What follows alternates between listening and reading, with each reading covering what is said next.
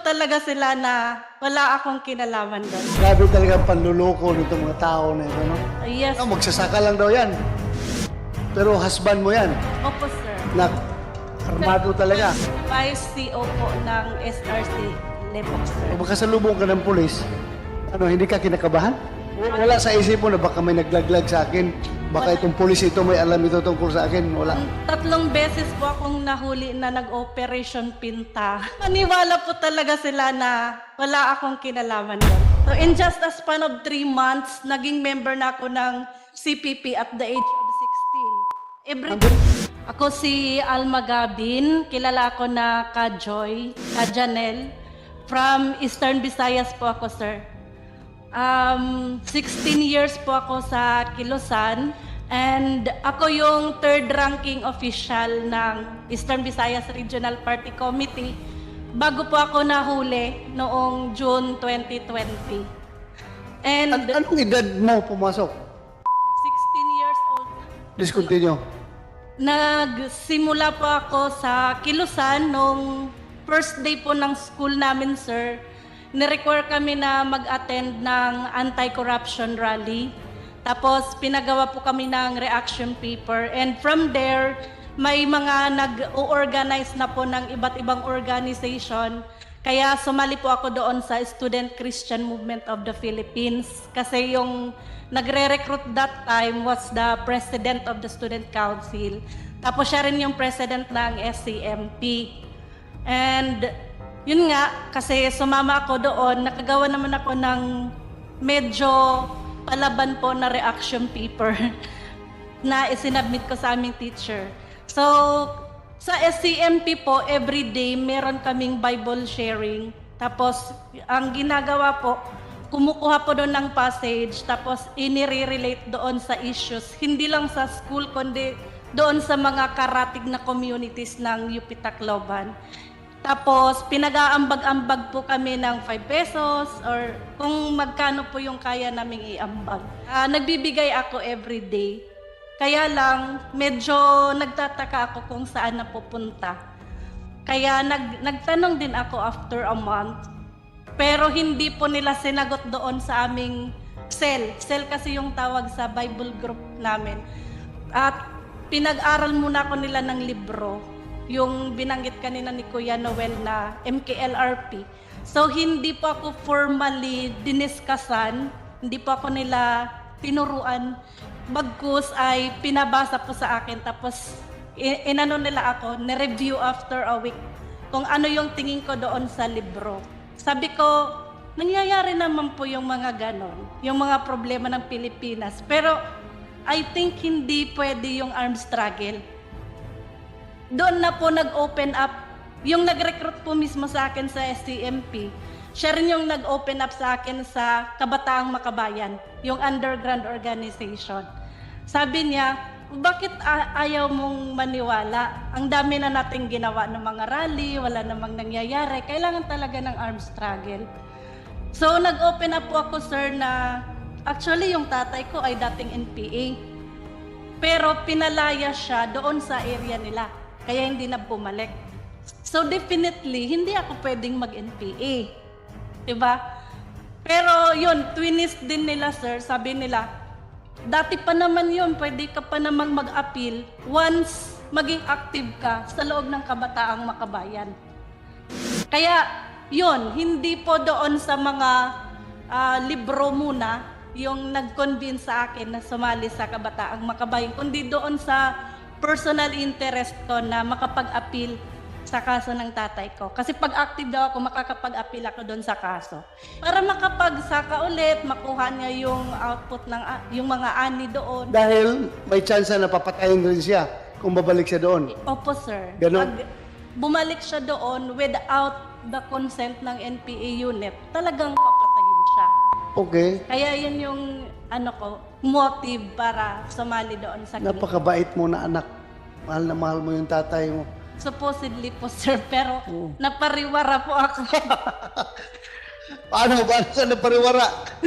Ayun nga po, sir, after ko mag-join ng Kabataang Makabayan, doon na yung formal studies. So, inaral namin ulit yung MKLRP, ESCOM, ARAC, tas ako na yung nagdi-discuss sa iba. And eventually, may program kami sa Kabataang Makabayan na mag-recruit kasi Eastern Visayas during that time, nung 2001, under recovery siya. So, kailangan naming mag-recruit. Sabi nga ni Kate kanina, may quota. Dun sa amin, mas mataas yung quota. Every month, dapat 15 na Kabataang Makabayan yung ma-recruit namin. So, hindi po namin yun mahanap sa loob ng UP kasi 900 lang yung student ng UP Tacloban that time.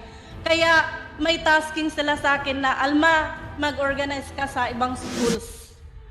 It's just that hindi ko po pwedeng dalhin yung SCMP sa iba't ibang schools para po magmukha daw na marami yung organization na nagsusupport sa mga issues ng lipunan.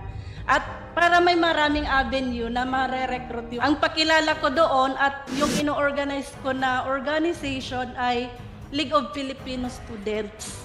Tapos yung katabi naman na private school sa college na marami yung criminology, ang pakilala ko naman doon ay Anak Bayan.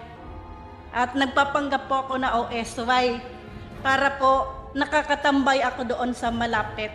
Kasi pag magpakilala ako na student, magwa-wonder po sila sa akin. Tapos, na-elect naman po ako na president ng Anak Bayan sa Eastern Visayas noong 2003. Kaya halos nalibot ko po yung mga YS organization, yung mga front organization na naipakita kanina.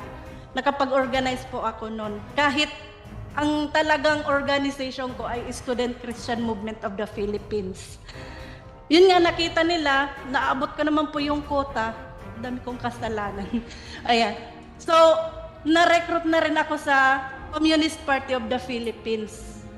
So, in just a span of 3 months, naging member na ako ng CPP at the age of 16 as candidate member. So, as candidate member po, hindi na lang sa youth yung trabaho ko. Pinapa-organize na sa akin yung urban poor, yung teachers. So halos nalibot ko po yung iba't ibang sektor sa urban. Habang lumilibot, umiikot ka, pag makasalubong ka ng pulis, hindi ka kinakabahan? Hindi po sir, masyado po akong mapusok that time. Mapusok? Masyado akong porsigido na mag-organisa para po sa goal ko. For my Wala sa isip mo na baka may naglaglag sa akin, baka itong pulis ito may alam ito tungkol sa akin, wala. Wala po sir. 3 beses po akong nahuli na nag-operation pinta. Nang mabuhay ang Kabataang Makabayan, natuto ako magsinungaling, iba yung pangalan na ginagamit ko. Sabi nga sa akin ng isang Tacloban, city director dati, huwag mo akong lulukuhin na, nagkabataang Makabayan ako. Sabi ko, ano po yung Kabataang Makabayan, sir? Ganun po. Maniwala po talaga sila na wala akong kinalaman doon. Nako-confuse doon sa akbayan ni Senator Risa. Sila po, hindi sila nag-espouse ng armed struggle. Pero yung Anak ng Bayan, kasi part siya ng ginawa ng CPP-NPA, yung tunguhin talaga ay mag-armas. Naging secretary po ako ng Regional Youth Students, Teachers and Cultural Bureau ng Eastern Visayas. Ako din po yung humawak ng Regional Propaganda Bureau noong 2006 sa Eastern Visayas. Hanggang po na-deploy na ako sa NPA unit noong 2011. So, naging front secretary po muna ako sa isang front sa Northern Samar, kung saan may existing ngayon na guerrilla front. Pero na-dismantle na po lately. Sila yung pinakalas na na-dismantle. Yun po yung guerrilla front na naging secretary ako. Tapos, na-elevate po ako as third ranking na rin ng Sub-Regional Committee Emporium. At after po ng second congress ng Central Committee, nag-congress din yung EBRPC, ako yung elected na ED officer, Deputy Secretary for Education, at nalipat kami ng Leyte. So, when I was in Leyte, ako yung secretary ng sub-region sa buong Leyte Island. Nung mahuli ako, syempre, may mga pahayag po yung NDF, assume po sa screen natin, nang sabi nila po ako ay mere activist. Pero ako po yung head, yung pinaka-highest ranking doon sa Leyte that time. Tapos, nandyan po nakasaad yung pagiging fifth nominee ko po ng Kabataan Party List noong 2013. Habang yung asawa ko po na CO naman ng isang platoon doon at vice CO ng buong SRC, ang sabi naman po ng NDF ay magsasaka lang po. Ayan. So, yan yung mga ginagawa po nila para i-twist. Grabe talaga ang panluloko nitong mga tao na ito, no? Yes, sir. Hindi talaga mahinto yung kalokohan, no? Puro deception. Magsasaka lang daw yan. Pero husband mo yan, Opo, sir. na armado talaga. Vice CO po ng SRC Lebok, sir. By CEO. Opo, sir. Nasaan siya ngayon? Nagbalik loob na rin, sir. Balik loob na. Very good. I was in prison for 10 months at after kong ma-imprison, nag-decide na po ako na tumulong po sa gobyerno. Since naranasan ko yung sinasabi kanina ng mga kasamahan ko, paano tumutulong yung gobyerno na dati kong kalaban. Actually, nung first time nung mahuli ako, tinanong ko pa, sir, kung saan po ako sasakay. Sabi nung isang pulis, natural sa patrol car. Akala ko doon sa sa sasakyan na private, tapos i-chop-chop ako later. Hindi ka mabibinta per kilo. Police, pag gagawa ng effort yan, kailangan kikita yan kung talaga sobrang effort. Kikita yan. Hindi ka man kikita, hindi ka man kasama niya sa pananakot, di ba? Yan po yung naka-embed sa utak namin, sir. As part po ng propaganda, yung agitation, na of course, 16 years ko rin na ginawa sa Kilusan yun. Ako, mostly ng trabaho ko, nasa ganon po na paulit-ulit, may mga torture na magaganap, if ever ma-apprehend, so do not surrender. Yun, napatunayan ko in just 10 months, wala namang nangyari. Yun, nag-decide na ako na magbalik loob.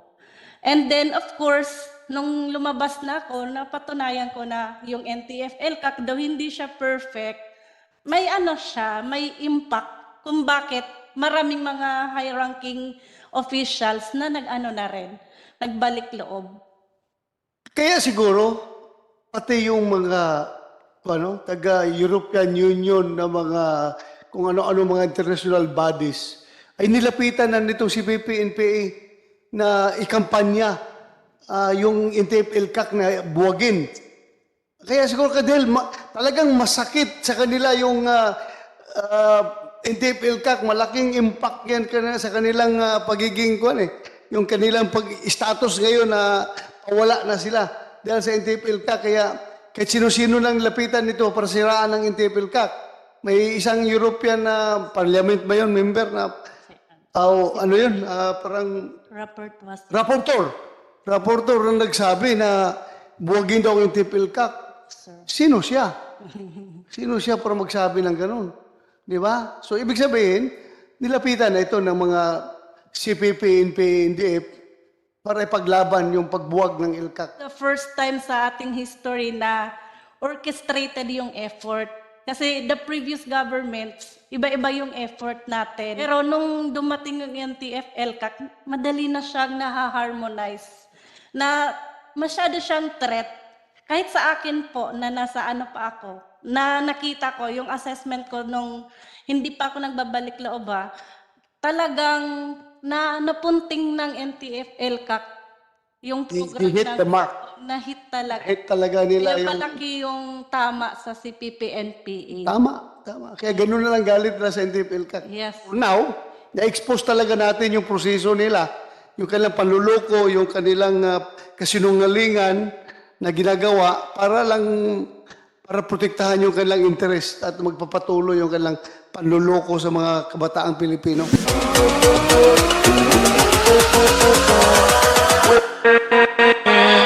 With